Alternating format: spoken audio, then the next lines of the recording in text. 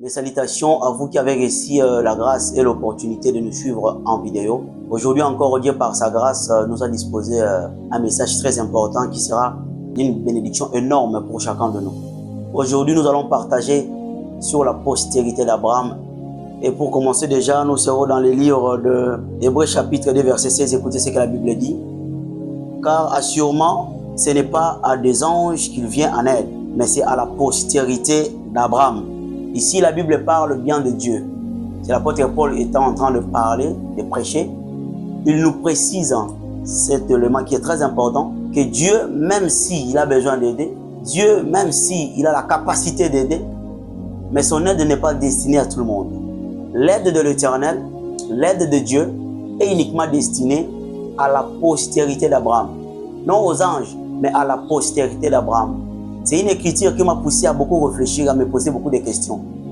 Parce que je suis quelqu'un qui sollicite l'aide de l'Éternel. Je passe par des moments où il n'y a que Dieu qui peut m'aider. Mes objectifs, le but que je voudrais atteindre dans ma vie, je ne pourrais le faire, je ne pourrais y arriver sans l'aide de Dieu.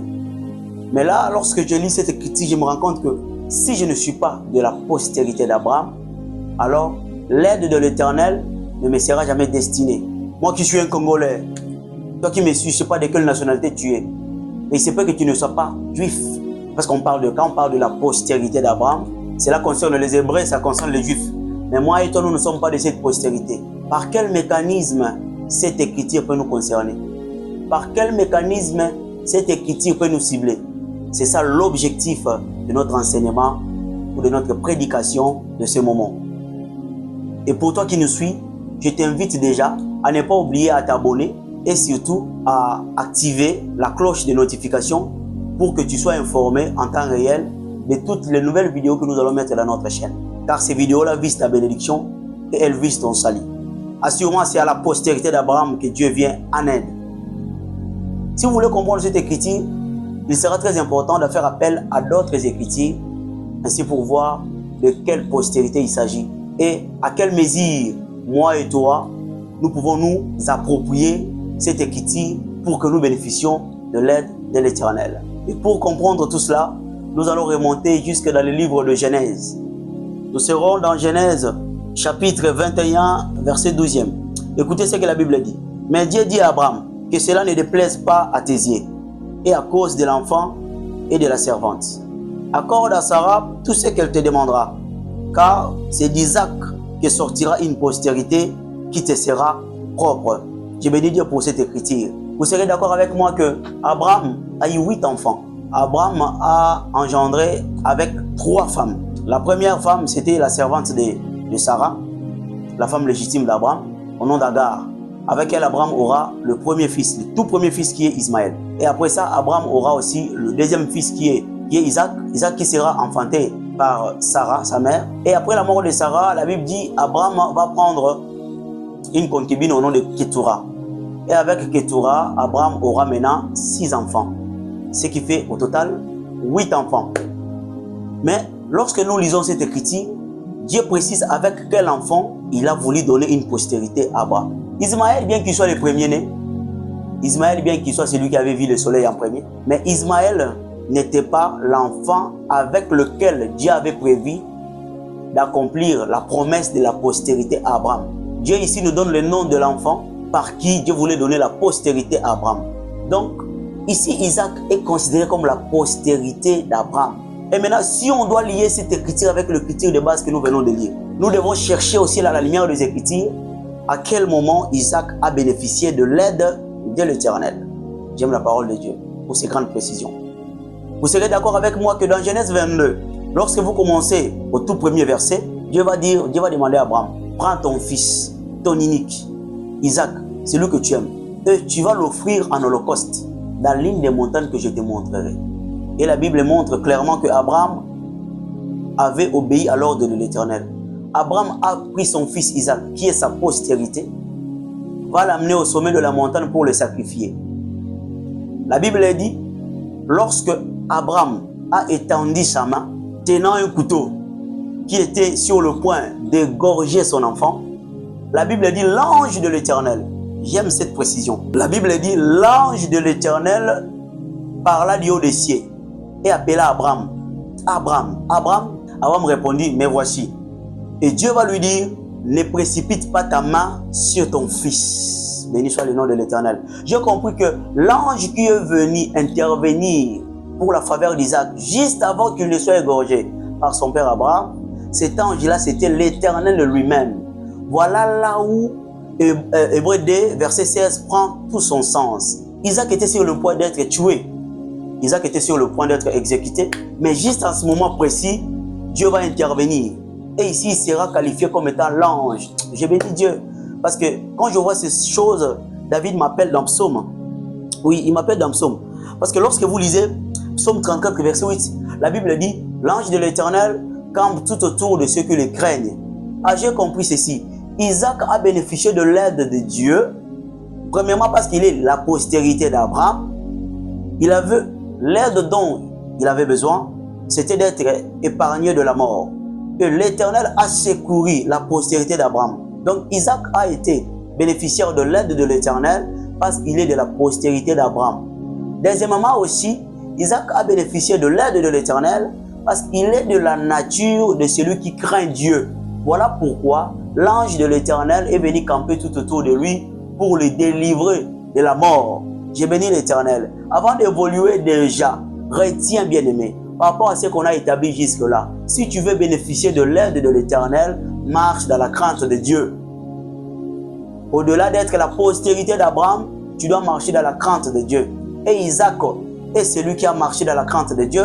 Voilà pourquoi il a bénéficié de l'aide de l'Éternel. J'ai béni Dieu par rapport à ça. Lorsque vous prenez Galates 3, verset 16, nous allons prendre cette écriture, c'est très important.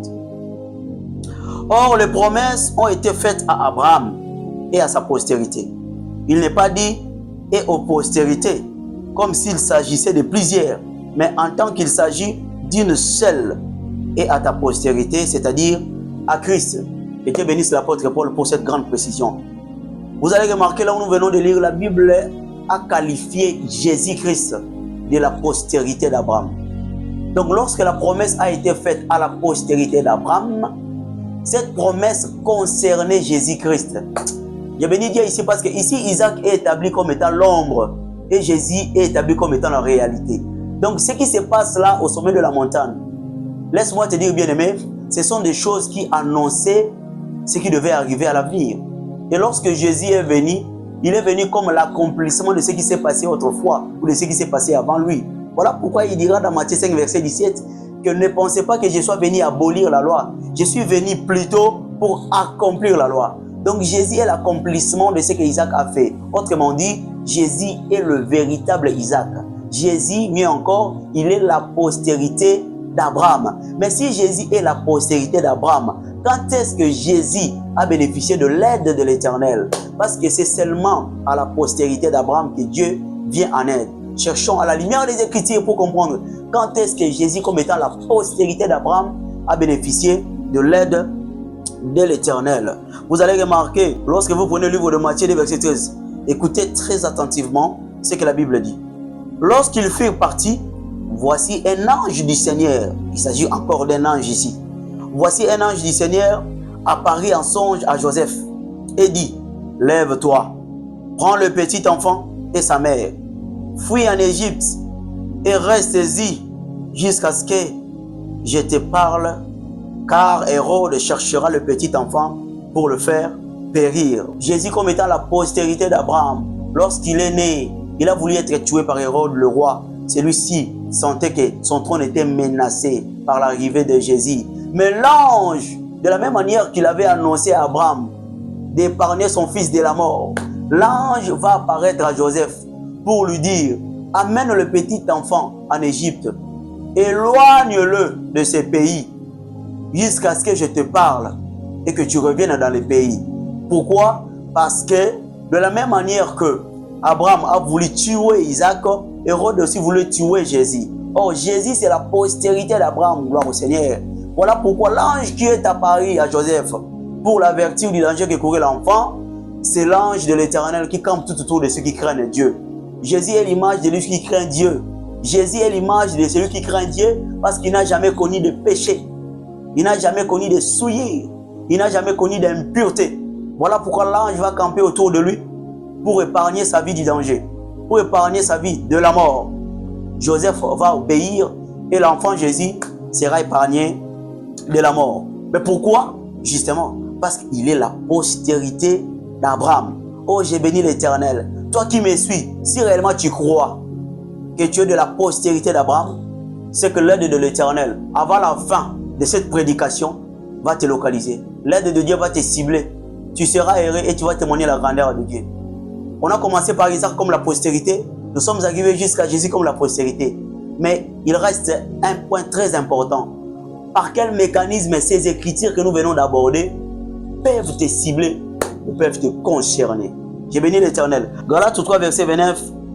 Écoutez cette précision de taille, bien-aimé. Et si vous êtes à Christ, vous êtes donc la postérité d'Abraham, héritier selon la promesse. Ouf! Cette écriture donne une grande précision. Une précision de taille. Donc tout celui qui accepte Jésus comme son Seigneur et son Sauveur, la Bible précise que tu es la postérité d'Abraham, héritier selon la promesse. Oui, je comprends parfaitement. Parce que Jésus que tu vois, si Jésus déjà est la postérité, moi et toi qui avons crié au Seigneur Jésus, nous sommes corps de Christ. Oh, Jésus est la tête. Donc, et la tête et le corps représentent une même personne. Ce qui fait que si Jésus est la postérité d'Abraham, moi et toi étant le parti de Jésus, nous le sommes également. C'est à ce niveau-là que cette écriture nous concerne. De la même manière que Jésus, comme étant la postérité d'Abraham, a bénéficié de l'aide de l'Éternel. Isaac, comme étant la postérité d'Abraham, a bénéficié de l'aide de l'Éternel. Toi aussi qui me suis, toi qui as reçu Jésus comme Seigneur et Sauveur, l'aide de Dieu t'a été destinée. Estime-toi erré. Estime-toi erré là où tu es. Pendant que tu me reçois comme ça, estime-toi erré. L'aide de Dieu t'a été destinée. Si jusque-là, le diable t'avait manipulé parce que tu étais ignorant, aujourd'hui, par cette exhortation, Dieu t'ouvre les yeux. Comprends déjà que l'aide de l'Éternel, c'est ton droit le plus légitime.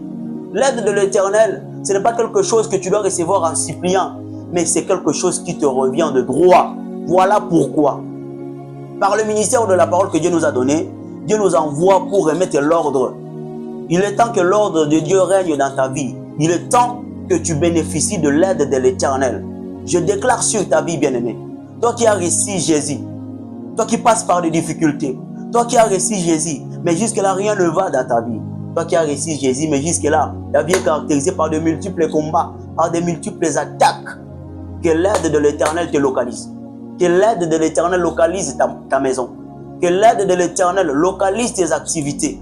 Que l'œuvre de tes mains soit impactée par la présence de Dieu. Que l'œuvre de tes mains soit impactée par l'aide de l'Éternel. Tu as beaucoup pleuré, mais aujourd'hui, par ces paroles qui ne viennent pas de Docteur Benjamin, mais plutôt de l'Éternel, sois délivré, sois assisté par l'Éternel. Dans tout ce que tu fais, n'avance pas sans le Seigneur. Toi qui m'écoutes, toi qui te reconnais comme la postérité d'Abraham, n'avance plus sans le Seigneur. Ne marque pas le pas sans que Dieu soit avec toi. Ah, par cette prédication, que Dieu entre dans tes activités par la grande porte. Par cette prédication, que Dieu entre dans ta vie, qu'il t'apporte l'aide nécessaire. Là où les hommes n'ont pas pu te donner l'aide dont tu avais besoin, que Dieu vienne te combler de son aide. Parce que tout ce qui vient de l'Éternel, sa nature a été révélée. Parce que dans Jacques 1, verset 17, la Bible dit toute grâce excellente et tout don parfait viennent d'en haut, chez le Père de lumière, chez lequel il n'y a aucun changement ni ombre de variation. L'aide de Dieu est plus parfaite. L'aide de Dieu est excellente. Voilà pourquoi ce que les hommes t'ont apporté jusque-là comme aide n'a pas pu solutionner les choses telles que tu le voudrais, n'a pas pu donner satisfaction telle que tu le souhaitais. Mais laisse-moi te dire, là où les hommes ont échoué, que Dieu vienne intervenir dans ta vie. Là où les hommes ont failli, que l'aide de Dieu vienne intervenir. Que l'aide de l'Éternel te localise. Bien, mais pendant que je te parle de ces choses, je m'en fous de la situation par laquelle tu peux traverser. Devant elle, je brandis l'œuvre de la croix. Devant elle, je brandis la parole de Dieu. Vous savez, la parole qui est sortie au travers de cette vidéo pour ta cause ne va pas retourner sans avoir accompli la raison pour laquelle elle a été envoyée. La parole que Dieu sort au travers de cette vidéo pour ta cause va bénir ta vie, va te propulser vers l'avant, va briser tout le lien qui t'a enchaîné, va libérer ton chemin, va bénir ton ministère, va bénir ta famille et va bénir l'œuvre de tes mains. Je déclare au nom véritable de Jésus Reçois l'aide de l'Éternel. Oui, reçois. Dis je reçois et tu vas le recevoir. Dis je reçois et l'aide de Dieu va entrer dans ta maison. Dis je reçois et tu seras aidé par le Dieu Tout-Puissant. Laisse que Dieu te bénisse. Laisse que cette parole soit une sémence qui sera déposée sur ta vie comme une bonne terre et qui est la production, qui est la productivité. Sois béni abondamment, que l'aide de l'Éternel reste avec toi pour toujours. Et cela dans le nom puissant et véritable de Jésus-Christ. Reste béni. À la prochaine.